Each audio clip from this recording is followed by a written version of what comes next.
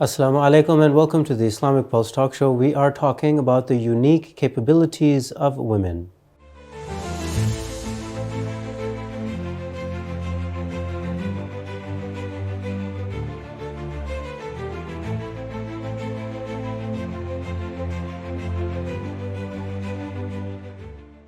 Assalamu alaikum and welcome to the Islamic Pulse Talk Show. We are continuing our discussion on women's identity and womanhood.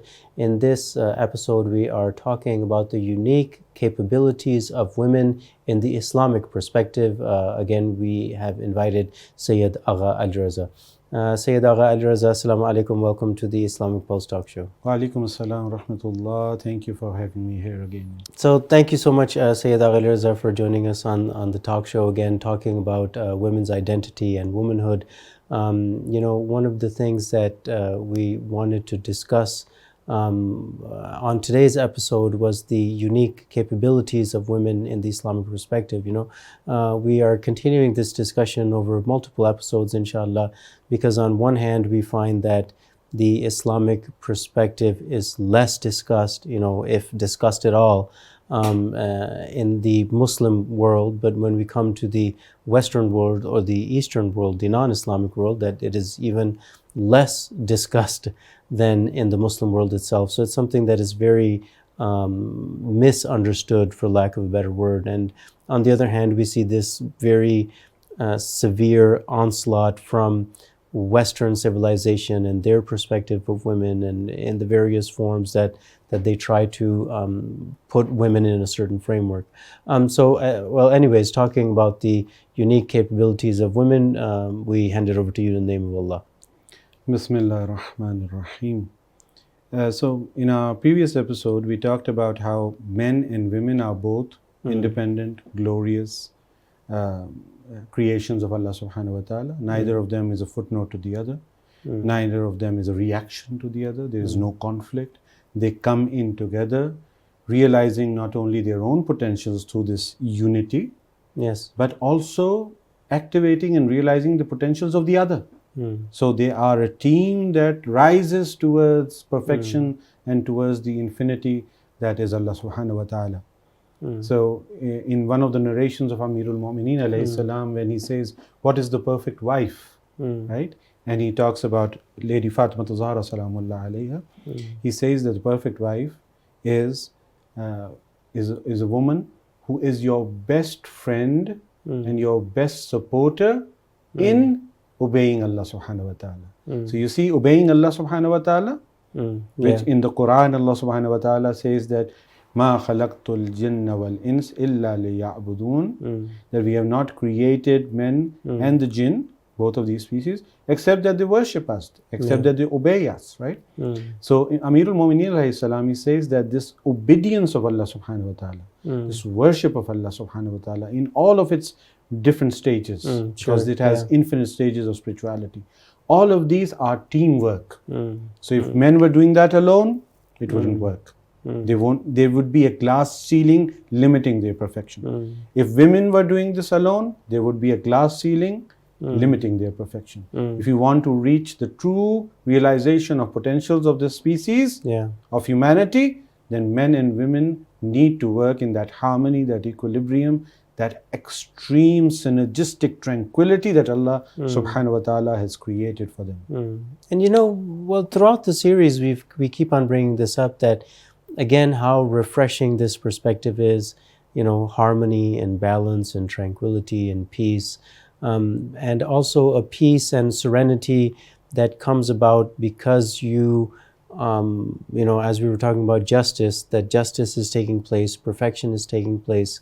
Naturally, these are the places where one receives that serenity, right? So it's interesting, in the last episode, we talked about justice, and so if something is not in its due place, it will create chaos, imperfection, destruction. And I think now we want to add that it creates disharmony. Absolutely. It creates imbalance. It creates this kind of a disequilibrium. And so, to put it into what we're talking about today and the episode, inshallah, that causes a sort of unease in both men and women. And this is what we see in the Western world. This is what we see, You know, Exactly. that even though they're a man, they're not satisfied, they're not happy, even though they're a woman. And it goes back to these discussions that we're having and how important they are, is because you have not found that divine place that was made for you, and that is creating all this chaos and disequilibrium and depression and anxiety. At every strata of Western society and societies that emulate Western societies around the world, you find conflict. So if it's for example politics, you find this extreme polarization leading to conflict. If it is at a cultural level, you find conflict. If it's at an economic level, you find conflict. So inherently Western society and all societies emulating those societies are divided and fractured societies. Yeah. Whereas if a religion, if a school of thought, if a set of teachings was truly from Allah subhanahu wa ta'ala, was truly from that divine fountainhead, genuinely from there, it would lead to harmony. It would lead to unity. It would lead to a coming together and a subsiding and disappearing of conflict. Remember how the Quran, he talks to the Muslims and he says that we sent our blessings upon you, our special blessings upon you in the shape of Rasulullah sallallahu alaihi wasallam, and your conflicts, your internal strife, it went away and you turned into a fraternity. See, that is not just that historical fraternity formed in Medina. It is at every stage, whenever Islam is implemented in its genuine form, it creates peace, it creates harmony, it creates dignity, it creates honor. Right? And obviously this is completely compatible with the fact that when Islam is genuinely implemented, it will also fight all forces of disharmony, of tyranny. Right? Of course, yeah. So it's not like some pacifist religion that says, so for example, if true Islam was implemented in South Lebanon, then Hezbollah would be at peace with the Zionists? No, obviously not. That's not what we're saying. True justice and true harmony and true tranquility would always be in conflict with things that are trying to disbalance humanity, right? Be it in politics, be it in culture, economics, etc. Right? But coming back to our own topic. Sure, yeah. In the West, it's not just in gender politics that you have this fractured, tense, toxic situation. You have this at every strata, every level of society. Another thing that is important about the discussion that we had about justice in Islam, we've already established that everything has its own rightful place. But when you talk about the rightful place, there are two perspectives to this, right? So if my rightful place in this interview is to sit on this seat, one role that I can play is that being myself, I should know my rightful place and sit in that rightful place. But there is another role that you will play. And that is that you will give me this amana, this trust. Allah has placed this trust on you to accept my rightful place and afford me that privilege and that right. Right? Sure. So if you come back to gender politics or the role between genders, women should know their rightful place within creation. Men should know their rightful place within creation. How is that done? You go back to the divine teachings, to the fountainheads of divine teachings, and you learn what your rightful place is. And at the same time, the Quran orders all believing men and women to give the trust, give the amana to the people who are owed that amana, right? A famous verse of the Holy Quran. So men are duty bound to give the women their rightful place, and women are duty bound to give men their rightful place. So it's not just about knowing your own place and fighting for your own place or struggling to achieve your own place or maximizing your utility within that. It's also about respecting the place of the other and struggling for the other person and the other part of the puzzle and the other your counterpart, right? Yeah. And so men in Islam are duty bound to fight within whatever corrupt society that they might live in, fight for the rights of women, the true rights of women. And women are duty bound to fight for the true rights of men. So for example, in the contemporary example of the Islamic Revolution, you find that the entirety of society rose up for divine justice. Yeah. Imam Khomeini fought for the rightful place of women in society. That is why today in Iranian society, if you look behind that fog, that smog created by Western propaganda and their media sources and their social media, Zionist-controlled social media platforms, you look through that, like many, for example, web bloggers have done when they actually came to Iran, and you find that women here are in the top political positions, in the top positions in the hierarchies. Professors, you have doctors, more nurses, lawyers. you have more PhD professors in Iran who are female than you have men. Just recently, one of the outspoken and quite well-spoken representatives of Iranian narrative in Western media, he said that for the last 20 years that I have been in academia, and he's like one of the leading professors here, his boss has been, for 17 of those 20 years, his boss has been a woman, right? So you have women in all, even in the clergy. You have, like as we talked about in some other episode, we talked about Jamiatul Zahra, Jamiatul Bintul Huda, etc. These different Islamic seminaries that you have in Qom, where the women themselves achieve ijtihad, the highest level of excellence in Islamic learning. If you look at all of the fields, even within fields that are kind of military in nature. Sure. So for example, if you look at the army, you look at the police, you have women everywhere. Society is permeated with women. And women are there, they're in athletics, they're in sports, they're in academia. With their dignity intact, without being objectified by men, and without becoming a footnote to men. Or becoming like men. Or becoming like men. In order to find their place in society. Right? And at the same time, that same Islamic revolution wants men to realize their proper place. It wants to purify men of that toxicity that is inherently coming down from materialist culture in the West and in the East. Right? So it wants men like Imam Khomeini. It wants men like Shaykh Mutahari. It wants men like Shaykh Qasim Soleimani, like all of the Shohada. Right? Men who would fall down on their knees and kiss the feet of their mother out of respect. Men who are generals in the army. Imagine a general in the United States Army bowing down to anything. They have such a metal rod in their skulls, right? They're the taghut, this extreme narcissist kind of a mentality. No, men in true Islam bow down to their mothers. They bow down even to their wives out of appreciation, right? Because the relationship, the ideal that we have is Hazrat Khadija Salamullah Alaiha and the Prophet, is Fatimatul Zahra Salamullah Alaiha and Amirul Mu'mineen, is Hazrat Zainab Salamullah Alaiha, the sister, and Hazrat Imam Hussein and Hazrat Abbas alayhimus salam, the brothers, the brother-sister role, right? And so many others, like all of the mothers of all of the Aimma, all of the wives of the Aimma, most of them who were on the correct path. So in the West, you find gender conflict. You find women fighting against men and the structures, the social structures of masculinity to achieve whatever rights that they erroneously and mistakenly believe to be theirs. And men, by default, are therefore pushing back at women and trying to preserve that erroneous and unjust hegemony that they already have, that toxic hegemony.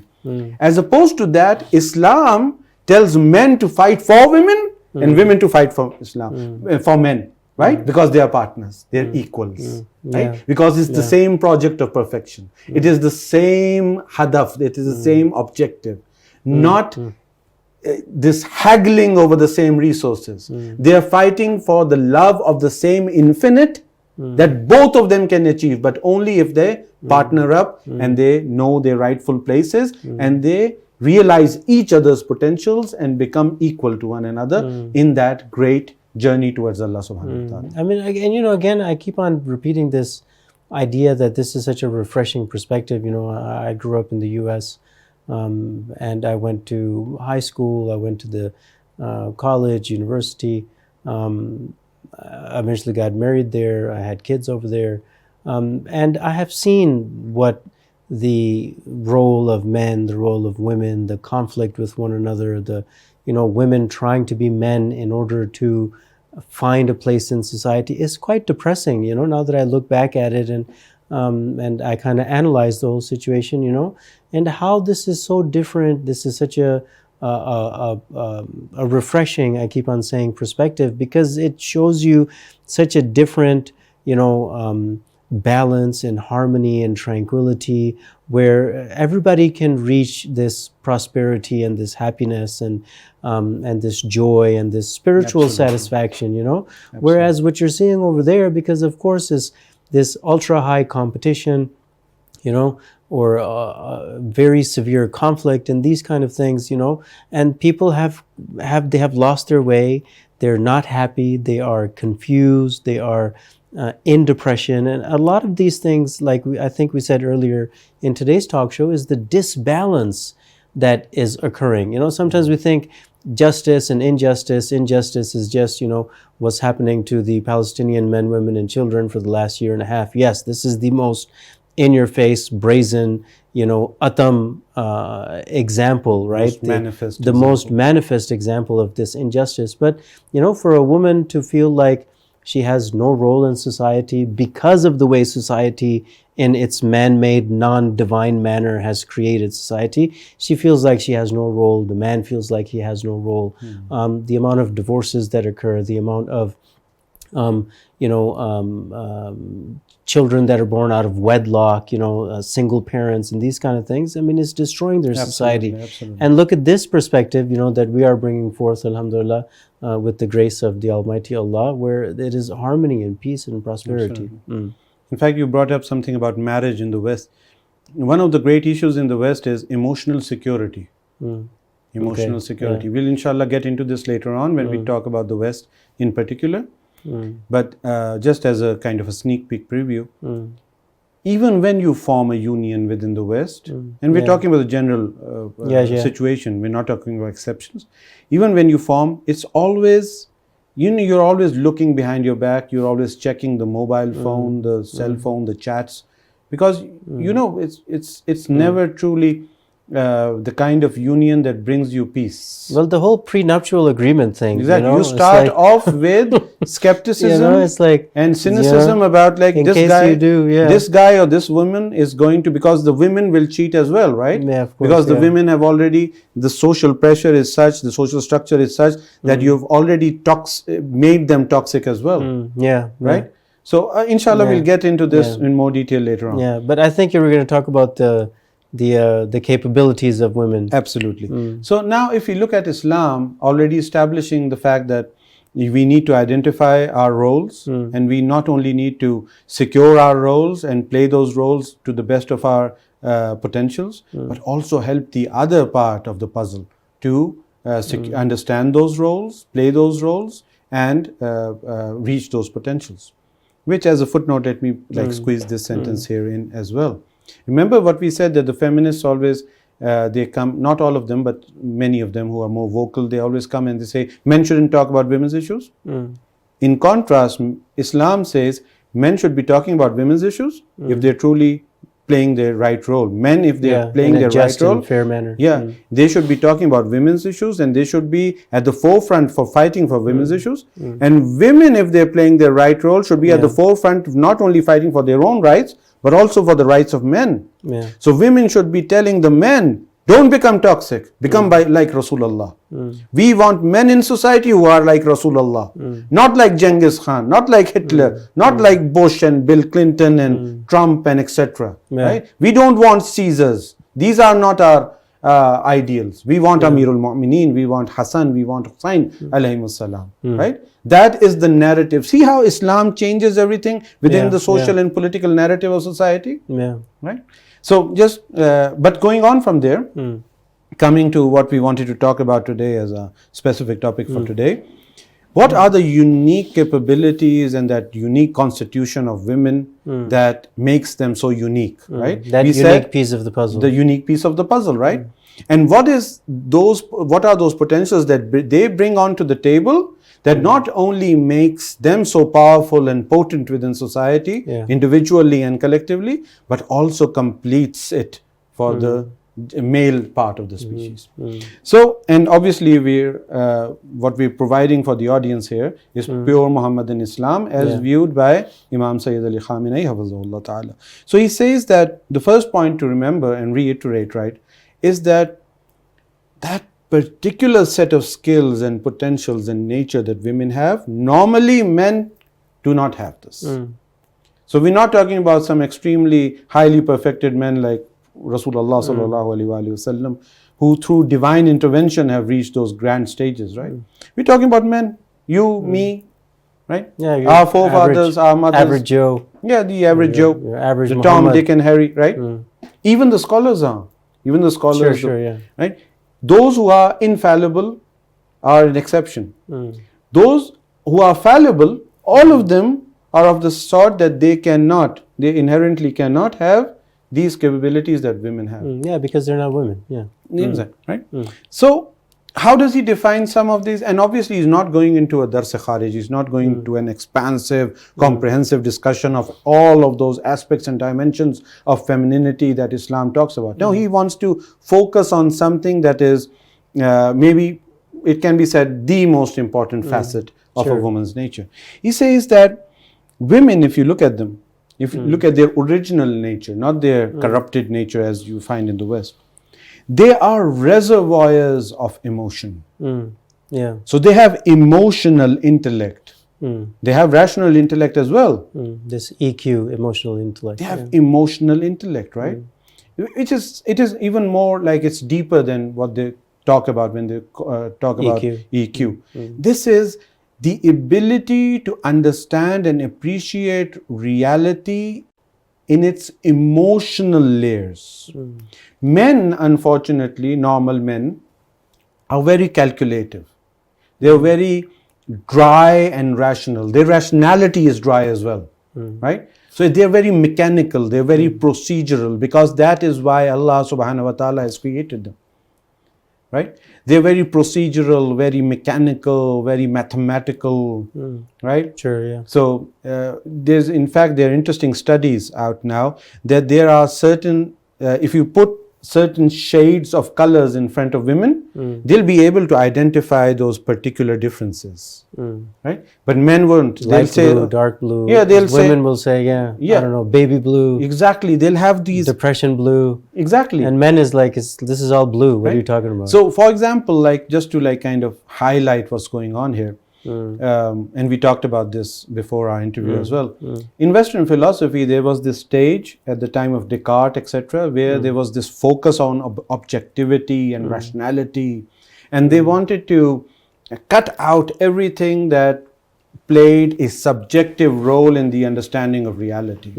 And then there was a reaction to this trend called romanticism, as opposed to rationalism, romanticism, where people came in, philosophers came in, and they said that, look, when you're looking at this beautiful piece of art, it can't just be defined in terms of its angles and its symmetry and its numbers and all of these quantifiable details which are quote unquote objective in nature, right? But it is the emotion that it creates within you. Yeah, elicits. Right? That it elicits within you. All forms of art, poetry, painting, etc., even movies, songs, etc., right? Even when the Quran is recited, it's not just the words and a collection of connotations and denotations. It's that effect it has on your soul, right?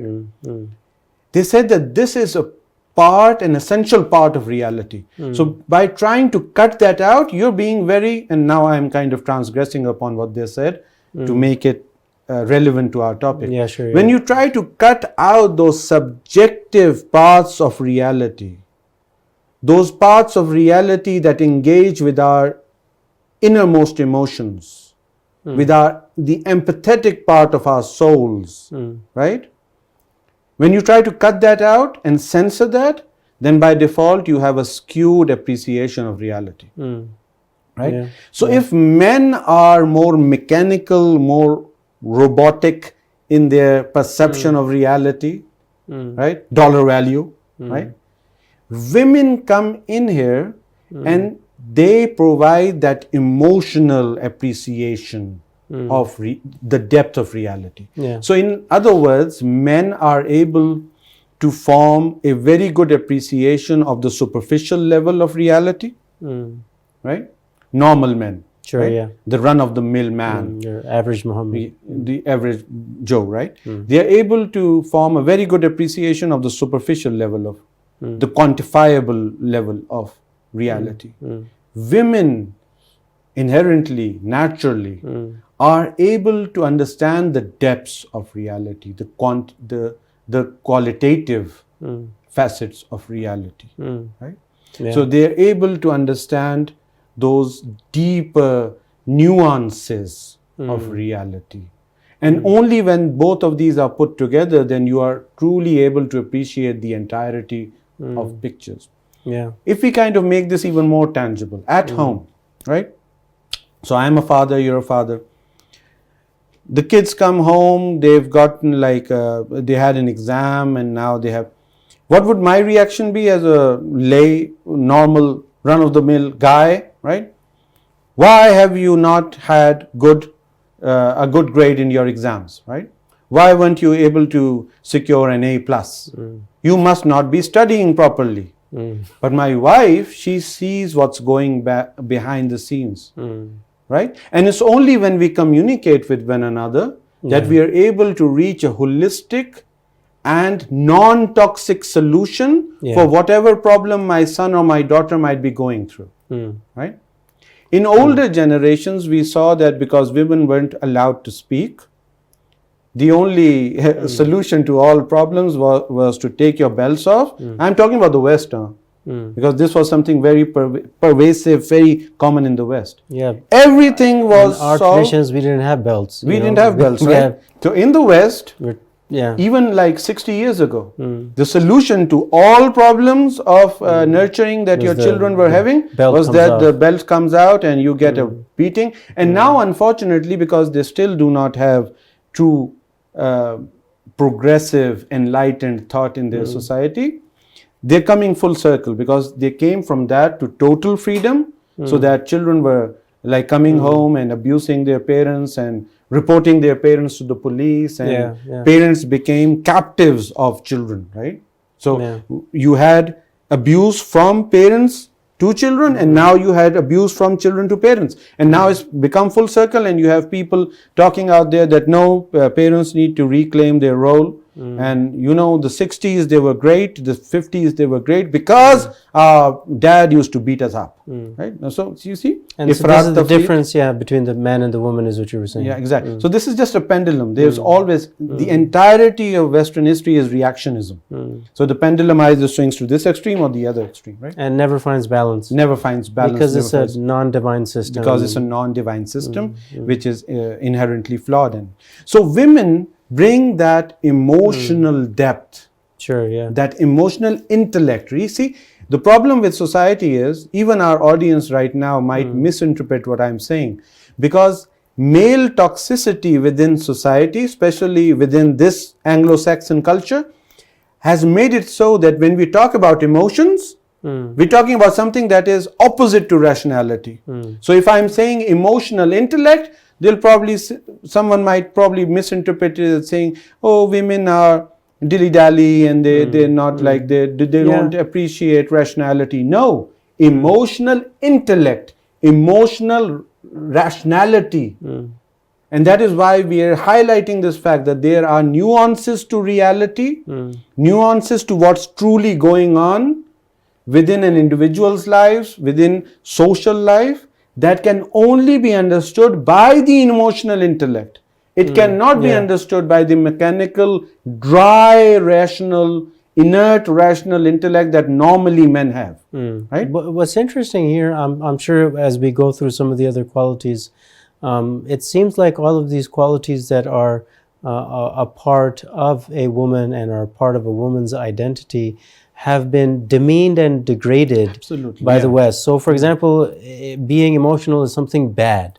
And I want to see the other characteristics and capabilities that you bring up, but I can assume, that those characteristics or those capabilities are also demeaned and degraded. Absolutely. And it goes back to this whole, a woman is a side note, as you said, or is a second class, third class citizen. Absolutely. And women are irrational, women are hysterical, women are, they are unable to appreciate objective truths. They aren't allowed to, they shouldn't be making decisions, they shouldn't be consulted, they shouldn't be given their due role in society, because they don't really understand what's going on, and therefore they are excessively prone to making mistakes. This is that toxic masculine appreciation of women. And Imam Khamenei, on the other hand, providing pure Muhammadan Islam, he says that no, this is an asset. This is an asset. And if in fact by removing this asset from society, by not plugging into the potential of this asset, you are turning into that toxic masculine society that you are today in the West. Right? So you bomb people, you destroy economies, you destroy societies, and you do it, and you have you sleep well at night as well. Right? So that was the first one. That was the first one.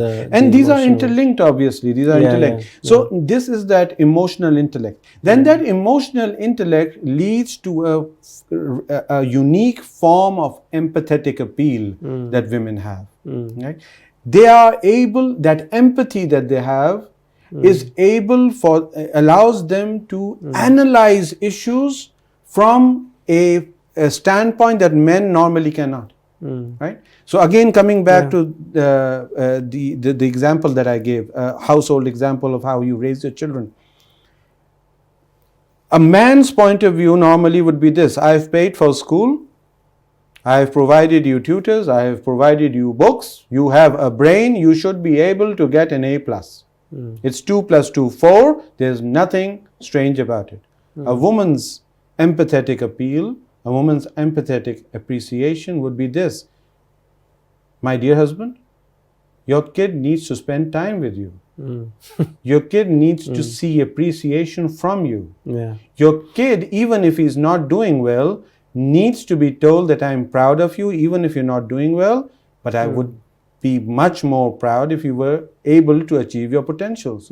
My dear husband, your kid needs to hear that you're not comparing him or her to other kids, but being a kid in itself, your kid, being your kid makes him the most important thing for you, in most valuable thing in society. Right? All of these things are some things that come naturally to women. But men, you say, I've already paid for your tuition, you're going to school, you're putting in the time, why aren't you understanding? Right? It's like a man working with a computer. I've already clicked, why isn't this turning on? Right? Why isn't the printer working? See, that we see everything as machines. Right? Interestingly, again, in Western philosophy, there was this entire thing in Western philosophy in which they said that we need to reduce everything down to mechanics and mathematics. Newton was one of the great. Even now with the whole AI trends where we need to make human cyborgs. Right now, in the field of philosophy of mind, right?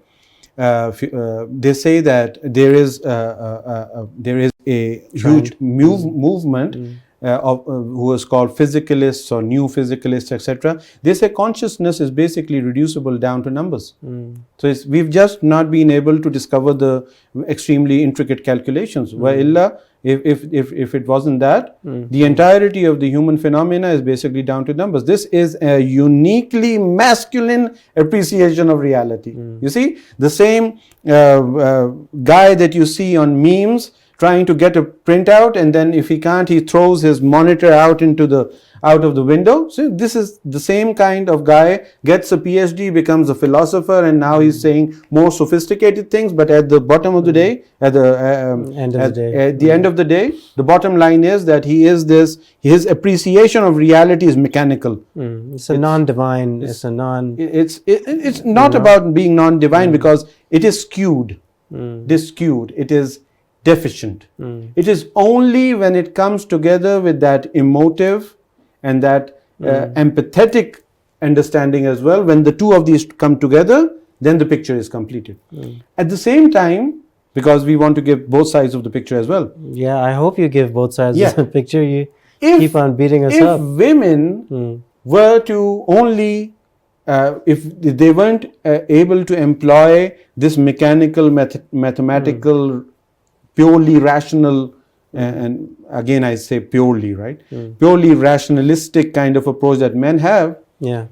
their approach would be deficient as well. If it was secluded and they were only going about their own way without, like the feminist perspective is, right? It's interesting, right? It's ironic. They accuse us of segregation of the genders, right? And we only segregate people because of practical concerns, right? We don't want society to be over sexualized. We want women to be known for their identity and capabilities and their intellect and their potentials, not because they are eye candy. That is where certain forms of segregation within Islamic society are prescribed. So unrestrained. in their society, they say that you should allow this kind of unrestrained mingling and let society become over sexualized and let everything go to hell, right? In this sector, but when it comes to the potentials, the assets, the true assets of women, we need to segregate those. So we need to delete masculinity from society. See? So there is a deeper form of segregation in the Western model. There is a superficial form of segregation in the Islamic model, and it has its own wisdom, and it is completely defensible, it is completely understandable. But in Western society, you have superficial mingling under the guise of equality, but in the true roots and foundations of society, you have segregation, or at least you have a prescription for segregation. Sure. So feminists, their solution for toxic masculinity is to delete masculinity in all its forms. This segregation, fundamentally. And then there's this talking point that if everything was, if all of our approaches in world politics and society were purely feminine in nature, then we wouldn't have had these wars, etc. No, sisters, if you were to reduce yourself only to those assets that you have, then again you would be just as deficient as the men are. Sure. If they weren't plugging into your assets and you weren't plugging into their assets. You'd probably have more wars if women. You would have, like, because the interesting thing is, and we've already said this, but there are different dimensions of looking at it. You see, when you're not working according to divine justice, and you mentioned this as well, by default, automatically, the disequilibrium that comes about creates fasad, creates corruption. How does this relate to gender politics?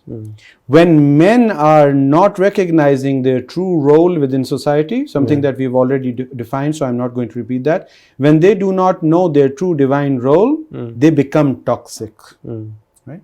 When women do not understand their true divine role, they become toxic. The interesting and again ironic thing is that both forms of toxicity lead to the same result. You become animals, you become beasts. And as we said, you already see this in Western society. So the most competent corporate female leaders are leaders who are what? They're just as bad, they're just as vicious, just as bloodthirsty, just as apathetic. It's not even lack of empathy, it is a bloodlust that they have, right? Just like the male leaders of corporate America, corporate UK, right? So the female Rothschilds are just as bad as the male Rothschilds, right? If not worse. So they come together in toxicity. Instead of coming together in unity, they come together in toxicity. So the point that you kind of alluded to, when women are left alone only with their own potentials and they try to play this game that we're going to form this great Amazonian society of just women, no, you will turn into men, right? You will turn into masculine men, which is a caricature of what God created. And same way, if men insist on creating a society where they are all in all, and they have hegemony, then they will by default become toxic men, right? Yeah. So this is how things play out. Yeah, okay, so Sayyid, I mean, it's interesting. I kind of want to, again, limit the discussion a little bit and try not to go too much into tangent. But again, I think we've reached a point where we are seeing that there are certain capabilities, or there's certain form of creation of men and a certain form of creation of women, and it is the two of these that come together that create that harmony. And each one of them, the capabilities that they have are unique to either the male or the female, but it's when those unique capabilities come together that this perfection is performed and is accomplished. Absolutely. So we find that in the view of Imam Khamenei, when he is representing true Muhammadan Islam, the genuine Islam, he sees that with women, their nature is such that they are created in a manner that they have this emotional intellect, they have this empathetic intellect, they can see the deeper nuances of reality, they can appreciate them, which is different from just understanding them. It's not just like reading a book, they can truly feel and relate to those nuances and levels of reality. On the other hand, you have men who have a mechanical approach, who have a mechanical intellect, a mathematical intellect. It is only when these two forms of intellect come together that you find this synergy where you find true divine rationality. See? And what's interesting... One of the things, sorry to cut you off, one of the words and terminologies that toxic men have appropriated to themselves as opposed to women is that they use this word rationality to signify their pattern of thought, which is mechanical, mathematical, purely mechanical and mathematical and superficial. But no, in Islam, this mechanical and mathematical appreciation of reality comes together with that emotional and empathetic and subjective appreciation and creates together true divine rationality. So rationality is the coming together of these two intellects, not them working alone and in segregation of one another. And this is I think I was going to say the same thing, was that the model that Islam is proposing is not that the mathematical rational and then the emotional empathetical come together, they stay separate from one another, and somehow they learn from one another. Absolutely. That synergy. It's not even learning. It's not. It's something much deeper. There's an intermingling. There's a give and take. It's an osmosis. There's a symbiosis that happens. This turning they into become one, right? And that is one of those beautiful things that we have about Tawheed, that in every aspect of society, in every aspect of divine and social life, Allah wants to create Tawheed through us, right? Through our own agency, through our own free will. He wants to bring us to that Tawheed. One of those manifestations of Tawheed are women and men taking their assets, their natural assets, coming together and forming and manifesting and realizing that verse of the Holy Quran wherein Allah subhanahu wa ta'ala says, Fitratullah allati fatara an-nasa alayha. The nature of God, the essential constitution of God's creation is that constitution and nature which Allah has created humanity on. He doesn't say fatara al-rijal ya fatara an-nisa. He says fatara an-nas, right? Fatara an-nasa alayha. And this is where you find that Imam Khamenei, he sums up this with this beautiful sentence. He says, humanity, and I'm going to highlight this word, humanity, that totality of men and women. Humanity would be meaningless without genuine femininity, just as it would be meaningless without genuine and just masculinity. Ahsan, thank you so much. Jazakallah. What a nice place to pause our discussion in this series, inshallah. Allah bless you, Sayyid Agha Ali Raza, and we hope to have you on another talk show, inshallah, soon. Thank you so much, dear viewers, for joining us on the Islamic Pulse talk show. We were talking about the unique capabilities of women in this series of womanhood and women's identity in the Islamic perspective. That's all from us for now. Fi amanillah, and assalamu alaikum wa rahmatullah. Wherever you are.